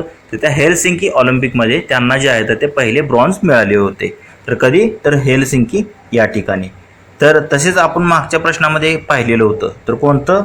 तर ते म्हणजे मंत्रालय कोणतं? तर हा प्रश्न आपण पाहिलेला होता. म्हणजे कामगार सुरक्षा जो विषय आहे तर तो कोणत्या मंत्रालयाअंतर्गत येतो? तर श्रम व रोजगार मंत्रालयाअंतर्गत येतो. पुढील प्रश्न पाहूयात. प्रश्न क्रमांक 60. कोणत्या शाहिराने गरजा महाराष्ट्र हे गीत लिहिलेले आहे? मी लिहिलेलं आहे असं आपल्याला विचारले. तर कोणते शाहीर आहेत ते? तर शाहीर कृष्णराव साबळे. तर कृष्णराव साबळे जे आहेत तर यांनी जे आहे तर ते आपलं गरजा महाराष्ट्र हे गीत जे आहे तर ते लिहिलेले आहे. ऑप्शन 2 जे आहे तर ते आपलं आन्सर असेल. तसेच मित्रांनो तुम्हाला जर याची PDF हवी असेल फ्रीमध्ये तर आपले टेलिग्राम चॅनलसुद्धा आहे. त्याची लिंक तुम्हाला डिस्क्रिप्शन बॉक्समध्ये भेटून जाईल. तिथे तुम्ही टेलिग्राम चॅनल जॉईन करून याची फ्रीमध्ये PDF मिळवू शकता. तर प्रश्न क्रमांक 61 काय दिलेला आहे? कोणत्या नाटकामध्ये राजा गोसावी यांनी काम केलेले नाही? तर काम केलेले नाही असं विचारलेलं आहे आपल्याला. तर कोणकोणत्या नाटकात राजा गोसावी यांनी काम केलेलं आहे? तर एकच प्याला आहे या नाटकामध्ये काम केलेलं आहे. त्याप्रमाणे लग्नाची बेडीमध्ये त्यांनी काम केलेलं आहे. भ्रमाचा भोपळा या नाटकामध्ये त्यांनी काम केलेलं आहे. पण इथे ओशाळला मृत्यू तर या नाटकामध्ये जे आहे तर त्या म्हणजे राजा गोसावी यांनी काम केलेलं नाही. म्हणून ऑप्शन 4 जे आहे तर ते आपलं आन्सर असेल. इथे ओशाळला मृत्यू यामध्ये त्यांनी काम केलेलं नाही. पुढील प्रश्न पाहूयात. प्रश्न क्रमांक 62. संगीताचा वेद असे कोणत्या वेदाला म्हटले जाते? तर आपले एकूण 4 वेद आहेत. तर त्यामध्ये ऋग्वेदामध्ये आपण काय देवांची स्तुती दिलेली आहे. त्याप्रमाणे यजुर्वेद म्हणजे काय? यज्ञाशी संबंधित मंत्र जे आहेत म्हणजे यज्ञाशी संबंधित कसे म्हणजे बोलावे तर ते यजुर्वेदामध्ये सांगितलेलं आहे. तर सामवेद जो आहे तर त्याला आपण संगीत शास्त्राचा वेद म्हणून ओळखतो. म्हणजे संगीताचे गायन कसे करावे किंवा स्वराशी संबंधित हा वेद आहे सामवेद. आणि अथर्ववेद जो आहे तर तो आपल्या आयुष्यातील ज्या संकटांना सामोरे कसे जावे तर ह्या अथर्ववेदामध्ये सांगितलेलं आहे. तर आपल्याला काय विचारायचं? संगीताचा वेद तर तो सामवेद म्हणून ओळखला जातो. ऑप्शन 3 जे आहे तर ते आपलं आन्सर असेल. पुढे प्रश्न पाहूयात. प्रश्न क्रमांक 63. तर आता इथे आपल्याला धरण आणि त्याचे कामपूर्ती वर्ष म्हणजे धरणाचे काम कोणत्या वर्षी पूर्ण झालं तर ते आपली याची अयोग्य जोडी निवडायची आहे. तर आता इथे जर तुम्ही पाहिलं तर कोयना धरण जे आहे तर ते 1960ला त्याचं काम जे आहे तर ते पूर्ण झालेलं होतं तर ते योग्य आहे. त्याप्रमाणे धोम धरण हे सातारा जिल्ह्यातील आहे. तर कोयना देखील सातारा जिल्ह्यातच आहे. पण धोम धरणाचं काम जे आहे तर ते 1913 साली पूर्ण झालेलं नव्हतं. तर ते कधी पूर्ण झालं होतं? तर 1968 ते 77 दरम्यान 1968 ते 1977 मध्ये त्याचे काम पूर्ण झाले होते धोम धरणाचे. म्हणून हा जो पर्याय आहे तर तो चुकीचा आहे. धोम धरण 1913 कारण ते 1968 ते 1977 दरम्यान ते तयार झालेलं होतं. हा पर्याय चुकीचा आहे. तिसरं काय झालं? कनेर धरण 1988ला तयार झालं हे देखील योग्य आहे. आणि वीर धरण 1965ला हे देखील योग्य आहे. ऑप्शन 4 मध्ये दिलेलं आहे. पुढील प्रश्न पाहूयात. प्रश्न क्रमांक 64. नदी व बंधारा या संबंधित अयोग्य जोडी निवडा. तर आता नदी आणि बंधाऱ्याची अयोग्य जोडी आपल्याला निवडायची आहे. तर आता वसना नदीला कोणता बंधारा आहे? कृष्णा रेवडी. वसना कृष्णा यामध्ये रेवडी हा बंधारा आहे. मान गोंदवले ही देखील योग्य जोडी आहे. त्याप्रमाणे एरळा वांग इथे मायनी हे देखील योग्य आहे. पण उरमोडी चिखली हे जे आहे तर ते चुकीचं आहे. उरमोडी चिखली व बंधारा म्हणजे ऑप्शन 4 जे आहे तर ते आपलं आन्सर असणार. तर ऑप्शन 4 आपला योग्य आन्सर असेल. उरमोडी चिखली हे चुकीची जोडी आहे. पुढील प्रश्न पाहूयात. प्रश्न क्रमांक 65. केंद्र व शहर या संबंधित अयोग्य जोडी ओळखा. तर आता ऊस संशोधन केंद्र कुठे आहे? तर पाडेगाव सातारा या ठिकाणी आहे. तर इथे दिलेलं आहे फलटण. तर फलटण जे आहे तर ते चुकीचं आहे. म्हणजे 1 नंबरचं जे आहे तर ते आपलं अयोग्य जोडी आहे. कारण ऊस संशोधन केंद्र पाडेगाव सातारा या ठिकाणी आहे. गहू गेरवा संशोधन केंद्र हे महाबळेश्वरमध्ये आहे. ही योग्य जोडी आहे. कृषी विद्यालय बोरगाव हे देखील योग्य जोडी आहे. व कृषी संशोधन केंद्र कराड येथे आहे. हे देखील योग्य आहे. पण ऊस संशोधन केंद्र जे आहे तर ते पाडेगाव या ठिकाणी आहे. फलटण येथे नाही. म्हणून तेच आपलं योग्य आन्सर असेल. म्हणजे चुकीची जोडी आहे दिलेल्या 4 पर्यायापैकी. पुढील प्रश्न क्रमांक 66. सातारा जिल्ह्याच्या मुख्य पोलीस कार्यालयासाठी स्वतंत्र इमारत कोणत्या वर्षी बांधण्यात आली? तर आता सातारा जिल्ह्याचे जे मुख्य पोलीस कार्यालय आहे तर त्याच्यासाठी जी इमारत होती तर ती 1900 म्हणजे इंग्रजांच्या काळात बांधली होती. तर कधी 1913 मध्ये. कधी सातारा जिल्ह्याची जी मुख्य पोलीस कार्यालय आहे तर त्याची स्वतंत्र इमारत जी आहे तर ती 1913 साली बांधली होती. ऑप्शन 3 मध्ये दिलेलं आहे. तेच आपलं आन्सर असणार आहे. पुढील प्रश्न पाहूयात. प्रश्न क्रमांक 67. खालीलपैकी सातारा जिल्ह्यात कोणते पोलीस आउटपोस्ट नाही? तर पोलीस आउटपोस्ट कोणते नाही असं आपल्याला विचारलेलं आहे. तर कोणकोणते पोलीस आउटपोस्ट येतात? त्यामध्ये माहुली आहे, त्याप्रमाणे शिखर शिंगणापूर आउटपोस्ट आहे व रेठरे. हे 3 जे आउटपोस्ट आहेत तर ते सातारा जिल्ह्यामध्ये म्हणजे आहेत. तर 3 आउटपोस्ट पोलीस. तर खटाव येथे ते नाही आहे. म्हणजे सातारा जिल्ह्यातील खटाव या ठिकाणी पोलीस आउटपोस्ट नाही. ऑप्शन 2 जे आहे तर ते आपलं आन्सर असेल. पण माहुलीमध्ये आहे, शिखर शिंगणापूरमध्ये आहे व रेठरे येथे आहे. पुढील प्रश्न क्रमांक 68. राज्याच्या होमगार्ड दलाचे प्रमुख कोण असतात? तर राज्याचं विचारलंय. तर होमगार्डच्या प्रमुखाला आपण काय म्हणतो? तर महासमादेशक म्हणतो. काय म्हणतो? महासमादेशक. कमांडंट जनरल म्हणजे काय तर असंच नाव आहे. तर त्याला मराठीमध्ये महासमादेशक असं म्हटलं जातं. ऑप्शन 4 जे आहे तर ते आपलं आन्सर असेल. आणि ते समादेशक दिलेलं आहे. समादेशक. तर समादेशचे SRPF जे मुख्य असतो तर त्याला समादेशक म्हटले जातं. काय म्हटलं जातं? समादेशक. आणि पोलीसचा जो म्हणजे असतो तर त्याला आपण काय म्हणतो? संचालक म्हणतो. पोलीस महासंचालक म्हणजे कॉन्स्टेबल. म्हणजे राज्याचा मोठा पोलीसचं पद कोणतं? पोलीस महासंचालक आहे. परिते संचालक दिले नुसतं. पण समादेशक जो आहे तर तो कशाचा असतो? तर तो SRPFचा असतो. आणि महासमादेशक हा म्हणजे मोठं जे पद आहे तर ते होमगार्डचं असतं. पुढील प्रश्न क्रमांक 69. सातारा जिल्ह्यातील कोणत्या गडावर रामदास स्वामींची समाधी आहे? तर हा तर प्रश्न तुम्हाला आलाच पाहिजे. तर रामदास स्वामींची समाधी जी आहे तर ती कोणत्या? सज्जनगड या किल्ल्यावरती आहे.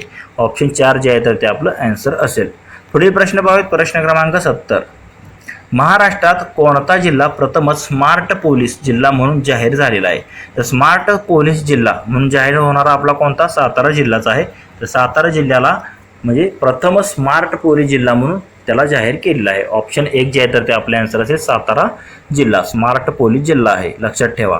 पुढील प्रश्न क्रमांक 71. MACOCA माकाको म्हणजे मकोका हा कायदा कशाविरुद्ध वापरला जातो? तर मकोका म्हणजे त्याला आपण काय म्हणतो? Maharashtra control of organised criminal act म्हणतो. म्हणजे गुन्हेगारी संबंधित हा कायदा आहे. Maharashtra control of organised criminal act त्याला असं म्हणजे त्याचा लॉंग फॉर्म आहे. तर तो जो आहे तर तो संघटित गुन्हेगारीशी संबंधित आहे. कशासाठी? संघटित गुन्हेगारीशी संबंधित मकोका कायदा आहे. हे तुम्ही लक्षात ठेवा. ऑप्शन 3 जे आहे तर ते आपलं आन्सर असणार आहे. पुढील प्रश्न पाहूयात. प्रश्न क्रमांक 72. भारताचे राष्ट्रीय सुरक्षा सल्लागार कोण आहेत? तर त्यावेळेस देखील कोण होते? अजित डोवाल. तर सध्या देखील अजित डोवालच आहेत भारताचे राष्ट्रीय सुरक्षा सल्लागार. ऑप्शन 4 जे आहे तर ते आपले आन्सर असेल. अजित डोवाल. पुढील प्रश्न क्रमांक 73. मुख्यमंत्री श्री उद्धव ठाकरे यांच्याकडे कोणत्या खात्याचा कार्यभार नाही? तर आता त्यावेळेचा हा करंट अफेअरचा प्रश्न होता. ठाकरे जे उद्धव ठाकरे होते मुख्यमंत्री त्यावेळेचा हा प्रश्न आहे. तर त्यांच्याकडे गृहनिर्माण जे आहे तर त्याचा कार्यभार नव्हता. तर बाकीचे जे आहे स्थानिक प्रशासन, माहिती तंत्रज्ञान, विधी व न्याय, तर हे जे खाते त्यांच्याकडे होते पण गृहनिर्माण नव्हतं. तर सध्याचं मुख्यमंत्री कोण आहेत तर एकनाथ शिंदे आहेत. तर त्यांच्याकडे कोणती खाते आहेत? तसेच इतर जे महत्त्वाचे खाते आहेत, महसूल खातं, त्याप्रमाणे अर्थ खातं, हे कोणकोणत्या मंत्र्याकडे आहे? ग्रामविकास खातं, कृषी खातं, हे तुम्ही पाठ करून जावा, कारण आत्ताच्या पेपरला हे तुम्हाला विचारलं जाऊ शकतं करंट अफेअर्समध्ये. पुढील प्रश्न पाहूयात. प्रश्न क्रमांक 74. तसेच एकनाथ शिंदे यांच्याकडे तुम्ही जर पाहिलं तर पर्यावरण आहे, हवामान बदल आहे, नगर विकास मंत्रालय, या प्रकारची जे आहेत तर ती मंत्रिपदे ते एकनाथ शिंदे यांच्याकडे आहेत. बाकीच्या मंत्र्यांची तुम्ही करून ठेवा. तर प्रश्न क्रमांक 74 मध्ये काय दिलेला आहे? भारतातील स्वच्छ शहर 2022 मध्ये कोणते आहे?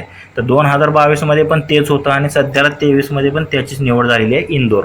तर इंदोर जे शहर आहे तर ते स्वच्छ शहरमध्ये प्रथम क्रमांकावर आहे भारतामध्ये. ऑप्शन 4 जे आहे तर ते आपला आन्सर असेल इंदोर. पुढील प्रश्न क्रमांक 75. बाल हक्क संरक्षण आयोगाचे कोणत्या मोबाईल ॲपद्वारे बालकांवरील अत्याचाराची थेट तक्रार करता येते? तर बाल हक्क संरक्षण आयोगाचं जे मोबाईल ॲप आहे त्याचं नाव काय आहे तर चिराम. तर या चिराम ॲपद्वारे काय केलं जातं तर बालकांवरील अत्याचाराची थेट जी आहे तर ती तक्रार करता येते चिराम ॲपवरून. ऑप्शन 1 मध्ये दिलेलं आहे त्याचा. तर तुम्ही इथे पाहू शकता काय दिलेलं आहे. कोणत्या शहरात 94वे अखिल भारतीय साहित्य संमेलन झाले होते?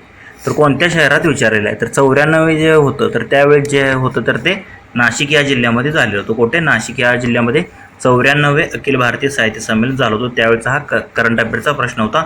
तर सध्याला तुम्ही काय करा, 97वे अखिल भारतीय साहित्य संमेलन आहे तर ते कोठे झाले हे करून ठेवा. तर ते जे आहे तर ते अमळनेर जळगाव या ठिकाणी झालेलं होतं 97. व त्याचे जे अध्यक्ष होते तर ते रवींद्र शोभणे हे होते. तर सध्याला 97वे झालं अमळनेर. व कधी झालं? 2, 3 आणि 4 फेब्रुवारीला. कधी? 2, 3, 4 फेब्रुवारी 2024ला जे झालेलं होतं तर ते अमळनेर या ठिकाणी झालेलं, हे तुम्ही लक्षात ठेवा. व अध्यक्ष रवींद्र शोभणे होते. पुढील प्रश्न पाहूयात. प्रश्न क्रमांक 77. हाल अपेष्टा सहन करण्याचा गुण समूहदर्शक शब्द ओळखा. म्हणजे हाल अपेष्टा सहन करण्याला आपण काय म्हणतो तर त्याला आपण तितिक्षा म्हणतो. काय म्हणतो? तितिक्षा म्हणजे काय तर हाल अपेष्टा जो आहे तर तो सहन करणारा गुण आहे तर त्याला आपण तितिक्षा म्हणतो. काय म्हणतो? तितिक्षा. ऑप्शन 1 मध्ये दिलेला आहे. पुढील प्रश्न पाहूयात. प्रश्न क्रमांक 78. काय दिलेलं आहे ते? विरुद्धार्थी शब्दाची अयोग्य जोडी ओळखा. तर आता विरुद्धार्थी व समानार्थी शब्द हे तुम्ही पाठ करून ठेवा, कारण त्यावरती एक एक प्रश्न विचारले जातातच. तर आता इथे जर तुम्ही पाहिलं अनुज म्हणजे लहान भाऊ व अग्रज म्हणजे मोठा भाऊ, हे काय तर विरुद्ध जोडी आहे, ही योग्य आहे. त्याप्रमाणे तो इथे काय झालं? नितांत आणि अंत, तर ही जी आहे तर ती चुकीची जोडी आहे. तर इथे सुरुवात आणि अंत असं आपण म्हणतो, म्हणजे शेवट अंतचा समानार्थी शब्द, मग ही समानार्थी जोडी आहे, ही चुकीची असणार आहे.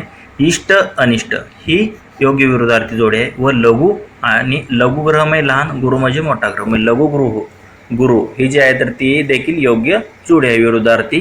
पण नितांत अंत ही अयोग्य जोडी आहे, विरुद्धार्थी जोडी नाही. म्हणून ऑप्शन 2 जे आहे तर ते आपलं आन्सर असणार आहे. पुढील प्रश्न पाहूयात. प्रश्न क्रमांक 79. इथे देखील आपल्याला विरुद्धार्थी शब्दाची अयोग्य जोडी ओळखायची आहे. तर आता इथे जर तुम्ही पाहिलं तर ग्राहकचं काय असतं विरुद्धार्थी? ग्राहक अग्राहक ही जोडी योग्य आहे. साम्य समानता भेद म्हणजे वेगळेपण, साम्य भेद ही देखील म्हणजे जे आहे तर ती योग्य जोडी आहे. कर्णमधुर आणि कर्णकटू म्हणजे कर्णमधुर आणि कर्णकटू ही देखील जी आहे तर ती विरुद्धार्थीची जोडी आहे. आणि शेवटी काय दिली? कृश आणि कृपण. तर ही जी आहे कृपण म्हणजे त्याला आपण काय म्हणतो? कंजूस म्हणतो. आणि कृशमध्ये देखील कंजूसच अर्थ होतो, म्हणजे ही जी आहे तर समानार्थी जोडी आहे. म्हणून इथे जर तुम्ही पाहिलं तर ऑप्शन 4 जे आहे तर ते समानार्थीची जोडी आहे तर ती विरुद्धार्थी नाही. म्हणून तेच आपलं जे आहे तर ते आन्सर असेल कुश आणि कृपण. पुढील प्रश्न पाहूयात. प्रश्न क्रमांक 80. भुंगा या शब्दाचा समानार्थी शब्दाचा अयोग्य शब्द ओळखायचा आपल्याला. तर भुंग्यासाठी समानार्थी शब्द कोणकोणते आहेत? तर मिलिंद आहे, भ्रमर आहे, किंवा मधुर त्याला म्हणतो, किंवा अमर म्हणतो, किंवा अली म्हणतो आपण त्याला. पण प्रात जे आहे तर ते सकाळसाठी आपण वापरतो, प्रातःकाळ, सकाळ. म्हणजे प्रात जे आहे तर ते भुंगा या शब्दाशी अयोग्य शब्द आहे, समानार्थी नाही. म्हणून ऑप्शन 1 जे आहे तर ते आपलं आन्सर असेल. पुढील प्रश्न पाहूयात. प्रश्न क्रमांक 81. सिंह याचा समानार्थी शब्द ओळखा. तर सिंहाला आपण काय म्हणतो, केसरी म्हणतो, पंचानन म्हणतो, मृगेंद्र म्हणतो म्हणजे केसरी, पंचानन, मृगेंद्र आपण त्याला म्हणतो. पण समर म्हणतो का, नाही. तर समर जे आहे तर ते चुकीचा शब्द आहे सिंहासाठी, म्हणून ऑप्शन 2 जे आहे तर ते आपलं ॲन्सर असणार आहे. पुढील प्रश्न, समर म्हणजे काय त्याला म्हणतो, स्वातंत्र्य समर. म्हणजे समर म्हणजे काय, लढाई, संग्राम याचे समानार्थी शब्द आहेत, हे तुम्ही लक्षात ठेवा. लढाई, संग्राम, रण हे समरची म्हणजे योग्य समानार्थी शब्द आहेत. पण केसरी, पंचानन, मृगेंद्र हे सिंहाला आपण म्हणतो किंवा वनराज देखील म्हणतो. पुढील प्रश्न पाहूयात. प्रश्न क्रमांक 82, ब्रह्मांड आठवणे याचा अर्थ ओळखा. तर ब्रह्मांड आठवणे म्हणजे आपण त्याला काय म्हणतो, एखाद्या गोष्टीची खूप भीती वाटणे म्हणजे त्याला आपण काय म्हणतो, ब्रह्मांड आठवणे. ऑप्शन 3 मध्ये दिलं आहे, त्याचं आपलं योग्य ॲन्सर असेल. ब्रह्मांड आठवणे म्हणजे भीती वाटणे होय. पुढील प्रश्न, प्रश्न क्रमांक 83, क्वचित भेटणारी व्यक्ती या अर्थाचा वाक्यप्रचार कोणता. म्हणजे क्वचितच म्हणजे कधीतरी भेटणारी जी व्यक्ती असते तर त्याला आपण काय म्हणतो, तर उंबराचे फूल म्हणतो. काय म्हणतो, उंबराचे फूल. कारण उंबराचे फूल तुम्ही पाहिले का, कधी नाही, म्हणजे कधी तर ते क्वचितच आढळतं ते उंबराचे फूल. म्हणून ही जी आहे क्वचित भेटणारी व्यक्ती म्हणजे काय, तर त्याला आपण उंबराचे फूल म्हणतो. ऑप्शन 4 जे आहे तर ते आपलं योग्य ॲन्सर असेल.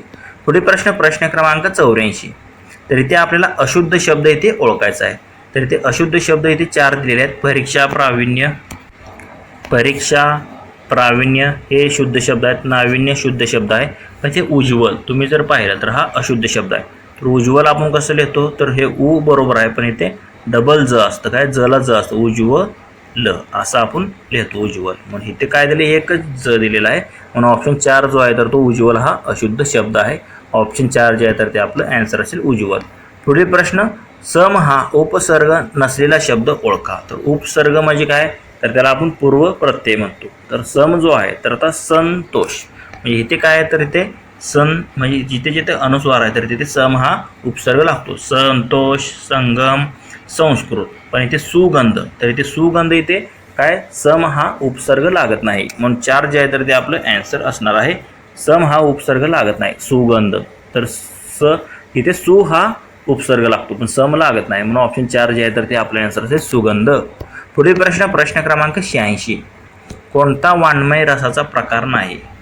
तर कोणकोणते वाङ्मय रसाचे प्रकार आहेत, तर इथे शृंगार रस असतो, रौद्र रस असतो व बिभत्स रस हे जे आहे तर ते वाङ्मयाचे रसाचे प्रकार आहेत. पण तिखट हा कोणताही रस नसतो. तिखट ही चव असते. तर ऑप्शन 4 जे आहे तर ते आपलं ॲन्सर असणार आहे.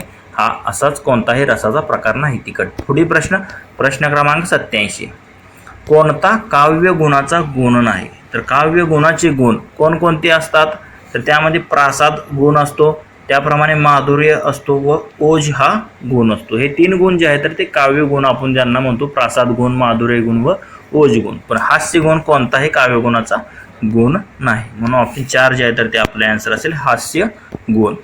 पुढील प्रश्न पाहूयात. प्रश्न क्रमांक 88, कोणता शब्द पोर्तुगीज भाषेतून मराठीत आलेला नाही. तर इथे आलेला नाही आपल्याला इथे विचारलेला आहे. तर इथे जर तुम्ही पाहिलं तर पोर्तुगीज भाषेतून मराठीत आलेले शब्द कोणते, बटाटा आहे, हापूस आहे, कोबी आहे. तर हे जे शब्द आहेत तर ते पोर्तुगीज भाषेतून मराठीत आलेले आहेत.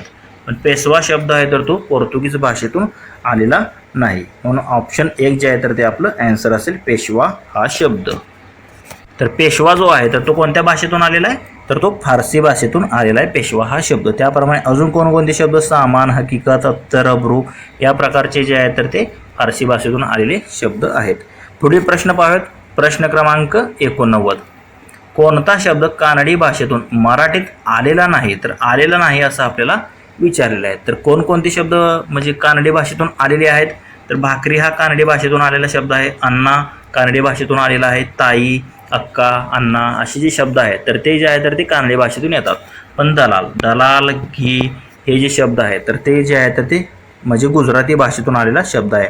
दलाल, घी, रिकाम टेकडा हे जे आहे तर ते गुजराती भाषेतून आलेले शब्द आहेत. म्हणून ऑप्शन 3 जे आहे तर ते आपलं ॲन्सर असणार आहे. कानडी भाषेतून आलेला शब्द दलाल आहे, म्हणजे आला नाही तर कोणता आहे तर तो दलाल आहे, कारण तो गुजराती भाषेतून आलेला आहे. पुढील प्रश्न पाहूयात. प्रश्न क्रमांक 90, कोणती शब्दांची जात विकारी प्रकारात येत नाही. आता एकूण विकारी व अविकारी एकूण अशा 4 आणि 4 एकूण 8 जाती आहेत शब्दाच्या. तर विकारी म्हणजे काय, ज्यामध्ये नामाच्या लिंगवचनामध्ये बदल होतो, म्हणजे नाम, सर्वनाम, विशेषण, क्रियापद हे जे आहे तर ते विकारी असतात. पण जे अव्यय आहेत सर्व क्रियाविशेषण अव्यय, उभयान्वयी अव्यय, शब्दयोगी अव्यय व केवलप्रयोगी अव्यय हे जे आहे तर ते अविकारी असतात. म्हणून ऑप्शन 1 मध्ये दिलेलं आहे क्रियाविशेषण अव्यय तर हे अविकारी आहे. पण नाम सर्वनाम विशेषण हे जे आहे तर ते विकारीमध्ये मोडतात. म्हणून ऑप्शन 1 जे आहे तर ते आपलं आन्सर असेल. पुढील प्रश्न पाहूयात. प्रश्न क्रमांक 91. तसेच मित्रांनो तुम्हाला जर याची PDF हवी असेल तर आपले टेलिग्राम चॅनल सुद्धा आहे. त्याची लिंक जी आहे तर ती तुम्हाला डिस्क्रिप्शन बॉक्समध्ये भेटून जाईल. तिथे तुम्ही टेलिग्राम चॅनल जॉईन करून याची फ्रीमध्ये PDF मिळवू शकता. तर प्रश्न क्रमांक 91 काय दिलेला आहे ते कोणते सामान्य नाम नाही. तर सामान्य नाम नसलेला शब्द आपल्याला इथे ओळखायचं आहे. तर कळप हे कसं आहे तर सामान्य नाम आहे. त्यापणे विद्यार्थ्यांचा वर्ग म्हणजे हे देखील सामान्य नाम आहे. कापड, आता कापड वेगवेगळ्या प्रकारचे असतात. तर कापड हे कसं सामान्य नाम झालं. त्यातलं म्हणजे कोणत्या रंगाचं कापड आहे असं दिले का नाही. तर आता इथे जर तुम्ही पाहिलं हिमालय, हिमालय काय एका विशिष्ट पर्वताला दिले गेलेलं नाव आहे. आणि पर्वत जे आहे तर हे काय झालं सामान्य नाम झालं त्याचं. तर हिमालय जे आहे तर ते विशेष नाम आहे. म्हणून ऑप्शन 4 जे आहे तर ते आपलं आन्सर असेल. पुढील प्रश्न प्रश्न क्रमांक 92. विजोड पद ओळखा. तर पर्याय काय दिलेत गाय, घोडा, म्हैस आणि बैल. तर यापैकी विजोड शब्द काय आहे तर घोडा. घोडा हा इतर प्रजातीमध्ये मोडतो. तर गाय, म्हैस आणि बैल एका प्रजातीत येतात. म्हणून ऑप्शन 2 जे आहे तर ते आपलं आन्सर असेल. घोडा जो आहे तर तो विजोड आहे. तर प्रश्न क्रमांक 94 काय दिलेला आहे धावणे थकवा तर उपवासाला काय. तर आता धावल्यावर आपल्याला काय थकवा जाणवतो. त्याप्रमाणे उपवास केल्यावर आपल्याला काय लागते तर भूक लागते. काय लागते उपवास केल्यावर भूक लागते. जसे धावल्यावर आपल्याला थकवा जाणवतो तसे उपवास केल्यावर आपल्याला भूक लागते. म्हणून ऑप्शन 2 जे आहे तर ते आपलं आन्सर असेल. तर ॲनालॉजीवरती हा प्रश्न होता. पुढील प्रश्न प्रश्न क्रमांक 95. वधूला जसा वर तसे दीराला काय. म्हणजे वधूचा कोण असतो होणारा नवरा तर त्याला आपण वर म्हणतो. तसे दीर तर दीरच्या विरुद्धार्थी काय असते तर जाव. म्हणजे दीरचे कोण असते पत्नी, दीराची बायको जी असते तर त्याला आपण काय म्हणतो जाव म्हणतो. म्हणजे इथे जर तुम्ही पाहिलं तर ऑप्शन 1 मध्ये येत आहे वधूला जसा वर तसे दीराला जाव. ऑप्शन 1 जे आहे तर ते आपलं आन्सर असेल. पुढील प्रश्न पाहूयात. प्रश्न क्रमांक 96. 4ला जसे 27 तसे कोणाला 125. तर इथे जर तुम्ही पाहिलं तर 4 वजा 1 किती 3, 3चा घन 27. तर इथे 125 5चा घन आहे. 5 म्हणजे काय असतं 6 वजा 1 म्हणजे इथे काय असतं 5 असतं. तर इथे 6ला 125 यायला पाहिजे तर 6. तर इथे 6 म्हणजे त्याला आपण काय म्हणतो तर ते 6 जर तुम्ही पाहिलं तर ते ऑप्शन 4 मध्ये आहे. तर ते थोडा पर्याय त्यांचा म्हणजे प्रिंटिंग मिस्टेक आहे. तर ते 6 ऑप्शन आहे तर ते योग्य आन्सर असणार आहे याचं 6. पुढील प्रश्न पाहूयात. प्रश्न क्रमांक 97. तर आता इथे अक्षरांची ॲनालॉजी आपल्याला इथे ओळखायची आहे. तर इथे जर तुम्ही पाहिलं तर AZYला काय दिलेलं आहे AZY साठी CXW. तर EVU साठी काय येईल ते आपल्याला इथे शोधायचं आहे. तर आता इथे जर तुम्ही कंपॅरिझन केलं तर इथे काय केलेलं आहे A+2 केलेलं आहे. म्हणजे A+2 म्हणजे B आणि C घेतलेला आहे. Z-2X आणि Y-2W म्हणजे परत -2 केलं आहे आणि पहिल्या ह्याला प्लस केलं आहे. तर E+2 जर आपण केलं तर किती येतं FG म्हणजे इथे G येणार. तर फीमधून -2 केलं तर इथे काय येतं TUV म्हणजे इथे T येणार. आणि इथे जर तुम्ही Uमधून परत -2 जर केलं तर काय येतं STU म्हणजे इथे S येणार. GTS हे जे आहे तर आपलं योग्य आन्सर असेल. तर इथे EVU साठी GTS येणार. GTS जे आहे तर ते ऑप्शन 3 मध्ये दिलेलं आहे त्याचं आपलं आन्सर असेल. पुढील प्रश्न पाहूयात. प्रश्न क्रमांक 98. तर काय दिलेलं आहे इथे तर इथे 2, 5, 14 प्रश्नचिन्ह 122 आणि 365. तर प्रश्नचिन्ह जागी येणारी संख्या आपल्याला इथे शोधायची आहे. तर आता इथे जर तुम्ही पाहिलं तर 2 व 5 मध्ये 3चा फरक आहे. 5 व 14 मध्ये 9चा फरक आहे. फरक काय 3 पटीने वाढले 3 त्रिक 9. आता परत इथे काय येणार 9 त्रिक इथे 27चा फरक येणार. मग फरक 3 वाढत चाललेला आहे. 14 अधिक 27 जर केलं तर किती येतं 41 येतं. तर प्रश्नचिन्ह जागी 41 येणार आहे. तरी पण आपण पुढे करून बघा. तर 27 त्रिक 81 आणि 81 अधिक जर 41 केलं तर किती येतं तर ते 2 आणि हे 12 म्हणजे 122 येतं. म्हणजे आपले काढलेले आन्सर जे आहे तर ते योग्य आहे. प्रश्नचिन्ह जागी काय येणार आहे तर ते 41 येईल. तर ते जे दिले तर ते ऑप्शन 2 मध्ये दिलेलं आहे तेच योग्य आन्सर असणार आहे. पुढील प्रश्न पाहूयात. प्रश्न क्रमांक 99. काय दिलेलं आहे ते संज्ञाच्या आकारमानानुसार क्रम लावल्यास मध्यभागी कोणते पद येईल. तर आता इथे जर तुम्ही पाहिलं तर कोणकोणती पदे दिली आहेत इथे चिरा, रेती, त्याप्रमाणे खडक, शिलाखंड व खडा याप्रमाणे असे 5 आपल्याला प्रकार दिलेले आहेत. तर पहिल्यांदा काय असतं तर रेती असते. काय असते रेती. त्यानंतर काय असतं तर त्यानंतर तयार होतो खडा. रेतीपासून काय तयार होतो? खडा. तर इथे 2 नंबरला खडा तयार होतो. रेती 1 नंबर, 2 नंबरला खडा. त्यानंतर खडक तयार होतो. तर सॉरी, खडक नाही, तर त्यानंतर काय दिलेलं आहे ते? तर चिरा. चिरा जो आहे तर 3 नंबरला शब्द तयार होतो. म्हणजे रेतीनंतर काय? खडा. खडानंतर चिरा. त्यानंतर 4 नंबरला चिरापासून तर काय? खडक. आणि शेवटी काय? शिलाखंड तयार होतो. मग इथे जर तुम्ही पाहिलं तर चिरा जो आहे तर तो मध्यभागी येतो. तर चिरा मध्यभागी येतो. त्याच्या अगोदर काय? तर अगोदर रेती असते, रेतीनंतर खडा, खडानंतर इथे 3 नंबरला चिरा, म्हणजे मधला शब्द चिरा येणार आहे. 4 नंबरला इथे तुमचा खडक येईल आणि 5 नंबरला शिलाखंड येईल. म्हणजे इथे जर तुम्ही पाहिलं तर मधला शब्द जो आहे तर तो चिरा जो आहे तर तो मध्ये तयार होतो. म्हणून ऑप्शन 2 जे आहे तर ते आपला आन्सर असेल. तर आकारमानानुसार जो आहे तर तो चिरा तो मध्यभागी तयार होतो. पुढील प्रश्न पाहूयात. प्रश्न क्रमांक म्हणजे आजचा या आपल्या भाग म्हणजे शेवटचाच प्रश्न आपल्या या पेपरमधील. तर काय दिलेलं आहे इथे? तर मागच्या गणितामध्ये जे आपण पाहिलं तर त्याचप्रमाणे हा प्रश्न आहे. तर लहान, सूक्ष्म, मोठा, प्रचंड आणि बिंदू. तर यापैकी आपल्याला ते क्रम योग्य लावायचा मधला जो शब्द आहे तर तो शोध. तर इथे जर तुम्ही पाहिलं तर सूक्ष्म जो आहे तर तो शब्द म्हणजे पहिल्यांदा येईल. त्यानंतर आपण काय म्हणतो? सूक्ष्म, नंतर बिंदू म्हणतो. त्यानंतर आपण काय म्हणतो? तर लहान म्हणतो. सूक्ष्म, बिंदू, त्यानंतर आपण लहान म्हणतो. त्यानंतर काय म्हणतो? 4 नंबरला मोठा म्हणतो आणि 5 नंबरला प्रचंड, म्हणजे मोठ्यापेक्षा अधिक प्रचंड. इथे जर तुम्ही पाहिलं तर मध्यभागी काय आहे ते तुमचं 3 नंबरचं लहान. म्हणजे लहान जे आहे तर ते यापैकी मधली माझं शब्द असणार आहे लहान. तर इथे सूक्ष्म, त्यानंतर बिंदू, त्यानंतर लहान, मोठा व प्रचंड असे शब्द येतात. मधोमध जे होतं तो लहान येतं. म्हणून ऑप्शन 1 जे आहे तर ते